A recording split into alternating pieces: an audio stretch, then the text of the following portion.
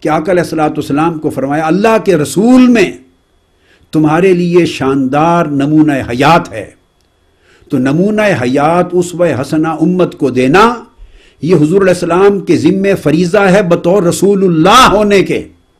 قرآن کہتا ہے بطور رسول اللہ کے یہ فرائض میں شامل ہے کہ جہاں تلاوت آیات کریں، جہاں تزکیہ نفوس فرمائیں، جہاں اللہ کی کتاب کی تعلیم دیں، جہاں تعلیم حکمت دیں، جہاں تعلیم دیں ما لم تکونوا تعلمون، اسرار و غوامض کی اور رازوں کی اور معارف کی تعلیم دیں، وہاں فی رسول اللہ اسوۃ حسنہ، وہاں اپنا اسوہ حسنہ بھی عطا کریں۔ اور اسوہ حسنہ شب و روز کی آقا علیہ السلام کی سیرت طیبہ ہے جو آپ اپنے عمل اور فعل سے یا اپنے حکم اور ارشاد سے امت کو عطا کرتے۔ یہی احادیث اور سنن ہیں، حدیث نبوی اور سنت نبوی، یہی انہی کا مجموعہ مل کے اسوہ حسنہ بنتا ہے اور سیرت طیبہ بنتا ہے۔ تو یہ سیرت بھی حضور امت کو عطا کریں، اپنی ترجیحات عطا کریں، اپنے احکام عطا کریں، فرمودات عطا کریں، تعلیمات دیں، ہدایات دیں، یہ سارا کچھ ادائیگی فریضہ رسالت کا حصہ ہے۔ اگر یہ عطا نہ ہو امت کو حضور علیہ الصلوۃ والسلام سے تو رسالت کی ادائیگی نہیں ہوتی، فریضہ رسالت کاملاً ادا نہیں ہوتا۔ اب یہ جس عصمت کا اللہ رب العزت نے وعدہ فرمایا، میں اب یہ بات پہلی شان نزول جو تاریخی حصہ تھا اس کا تعلق صرف آیت کے نازل ہونے کا جو محل اور موقع تھا وہ تو جان اقدس کی حفاظت عصمت جسمانی تھی۔ اب اس آیت کا جو پورا سیاق و سباق ہے وہ چونکہ ادائیگی فریضہ رسالت ہے، اب اس کا تعلق فقط عصمت جسمانی سے نہیں بہت ساری عصمتوں کے ساتھ ہے، تب جا کر فریضہ رسالت کی کما حقہ کاملاً اور شاملاً ادائیگی ہوتی ہے۔ اس طرف آ رہا ہوں، تو اس جان اقدس کی جو حفاظت کی ذمہ داری اللہ رب العزت نے کی وہ کیوں لی؟ وہ اس لیے لی تاکہ حضور علیہ الصلوۃ والسلام بے دھڑک اپنے فریضہ رسالت کی ادائیگی میں منہمک رہ سکیں اور فریضہ رسالت کی ادائیگی کما حقہ ہو جائے جیسے اس کا حق ہے۔ اس لیے اللہ تبارک و تعالیٰ نے عصمت جسمانی کی ذمہ داری لی۔ تو جب عصمت جسمانی کی ذمہ داری اور اس کا وعدہ اللہ رب العزت فرما رہا ہے اور ذمہ داری اپنے ذمہ کرم پہ لے رہا ہے، اس لیے تاکہ فریضہ رسالت کے تمام تقاضے پورے ہو سکیں، اور فریضہ رسالت کے تمام تقاضوں میں حضور علیہ السلام کے جمی اقوال کی شکل بھی شامل ہے کہ قولاً آقا علیہ السلام اپنا فریضہ رسالت ادا فرما رہے ہیں، فعلاً فریضہ رسالت ادا فرما رہے ہیں، اجتہاداً اور قضاءً حکم دے کر فیصلے دے کر فریضہ رسالت ادا فرما رہے ہیں، سنتاً تسنناً اپنی سنت دے کر فریضہ رسالت ادا فرما رہے ہیں، اپنی سیرت دے کر ادا فرما رہے ہیں، اسوہ حسنہ کی شکل میں ادا فرما رہے ہیں، پورا طرز بود و باش اپنا نمونہ زندگی کا ایک ایک گوشہ امت کے سامنے رکھ رہے ہیں، قولی بھی، فعلی بھی، عملی بھی، فکری بھی، اخلاقی بھی، قضائی بھی۔ ان ساری صورتوں میں ہمہ وقت آقا علیہ الصلوۃ والسلام فریضہ رسالت کی ادائیگی میں مشغول ہیں، مصروف ہیں۔ تو جس عصمت کی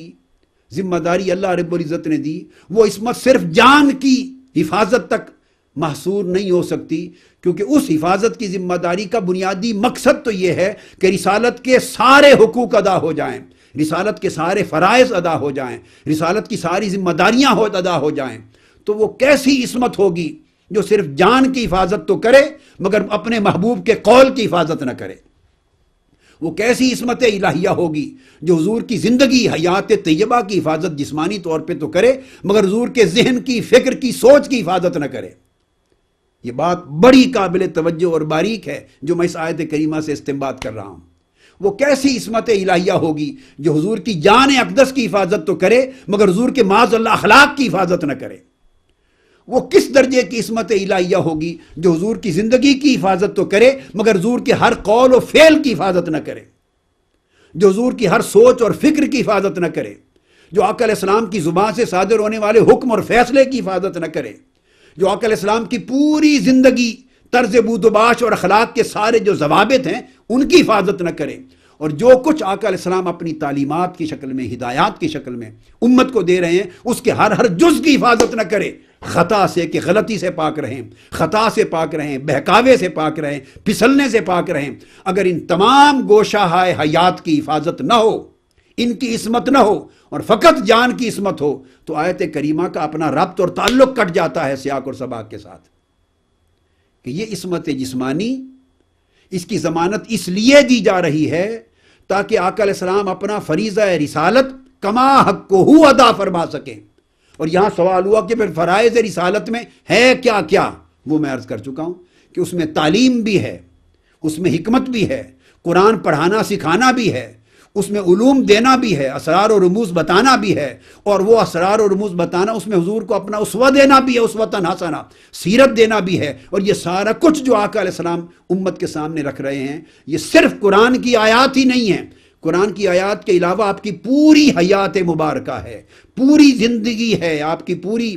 63 برس کی حیات طیبہ ہے، اور آخری 23 برس کی بعثت کے بعد کی حیات طیبہ کے سارے شب و روز ہیں۔ ایک ایک لمحہ ہے، ایک ایک قول، ایک ایک فعل، آپ کا ایک ایک فکر، آپ کی ایک ایک بات، ایک ایک فیصلہ، ایک ایک نقل و حرکت، اور حضور علیہ الصلوۃ والسلام کی جملہ زندگی کی ترجیحات اور جملہ ہدایات وہ سب شامل ہیں، کیونکہ ان میں سے ہر شے جو وجود مصطفیٰ سے، زبان مصطفیٰ سے، فعل مصطفیٰ سے ادا ہو رہی ہے اور ظاہر ہو رہی ہے، وہ فریضہ رسالت کی ادائیگی بن رہی ہے۔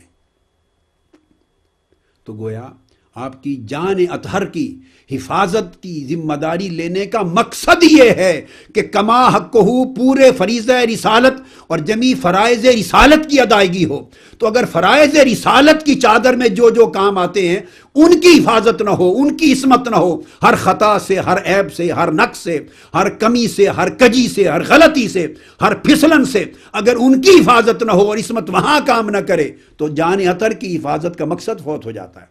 کیونکہ ان تمام کاموں سے تو اسلام پروان چڑھ رہا ہے،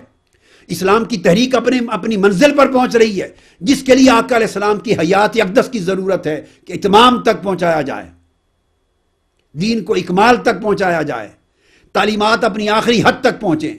اسوہ حسنہ کاملاً انسانیت کے سامنے آ جائے، تاکہ رہتی کائنات تک کوئی انسان طلب ہدایت کے لیے کسی گوشے میں تشنا محسوس نہ کرے آقا علیہ السلام کی تعلیمات کے باب میں اپنے آپ کو۔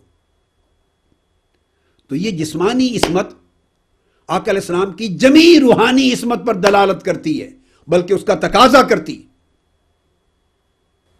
یہی وجہ ہے کہ علامہ ابن تیمیہ میں، یا اب ریفرنس کوٹ کر دوں، تفصیل تو میں نے تشریحاً خود آپ کے سامنے عرض کر دی استنباطاً، مگر علامہ ابن تیمیہ نے اپنی کتاب جو النبوات ہے، النبوات، علامہ ابن تیمیہ کی کتاب، اس کی جو فصل عصمت الانبیاء ہے، انبیاء کی عصمت پر، یہ آیت کوٹ کر کے تو اس کی اگلی سطر پہ جا کے جو تصور عصمت ہے اس کا استنباط اسی آیت سے کیا ہے، واللہ یعصمک من الناس فمعنی ھذا اللفظ فی القرآن، کہہ کر وہ کہتے ہیں کہ اللہ تبارک و تعالیٰ کا معنی اس لفظ کا قرآن میں یہ ہے کہ ہر غلطی سے اور ہر کذب سے اور ہر گمراہی سے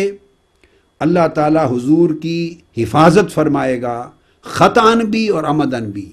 ارادتاً بھی اور غیر ارادی طور پر بھی، ہر صورت میں حضور کی حفاظت ہوگی۔ تو وہ ایک جملہ انہوں نے لکھ کر بس اختتام کیا ہے، اور یہ کہا ہے کہ حضور علیہ السلام کی یہ جو عصمت نبوت ہے، جس کو عصمت انبیاء کہتے ہیں کہ انبیاء معصوم عن الخطا ہوتے ہیں، اس کا استنباط بھی اسی آیت کریمہ میں ہے۔ یہ علامہ ابن تیمیہ نے اس کی تصریح کی، اور تشریح میں نے آپ کے سامنے اس سے قبل کر دی۔ اس لحاظ سے اگر دیکھیں تو عصمت کی اقسام بن جاتی ہیں، ایک عصمت جسمانی جس کا ذکر ہو چکا، پھر ایک عصمت فکری ہے، تاکہ نبی کی ذات کا فکر بھی صحیح اور ثابت ہو، صحیح و سالم ہو، اور ہر غلطی سے، ہر بہکاوے سے اور ہر خطا سے اور ہر پھسلن سے اور غلط سمت جھکاؤ سے نبی کا فکر بھی پاک اور محفوظ و مامون اور معصوم ہو، اس کے فکر کی بھی حفاظت ہو، اس کے ذہنی رجحانات کی حفاظت ہو، اس کی سوچوں کی بھی اسی طرح حفاظت ہو۔ تو ایک عصمت فکر کے درجے میں ہے، فکر و اعتقاد کا بھی عصمت ہے، پھر عصمت قولی ہے، زبان اقدس سے جو کلمہ جو لفظ نکلے اس پر بھی عصمت کا پہرا ہو، اللہ رب العزت کی عصمت الہیہ ہو،